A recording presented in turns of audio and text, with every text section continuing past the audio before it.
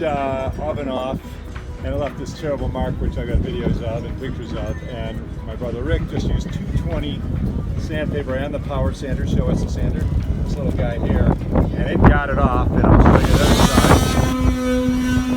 There you go. Got a nice wind. But look at this side.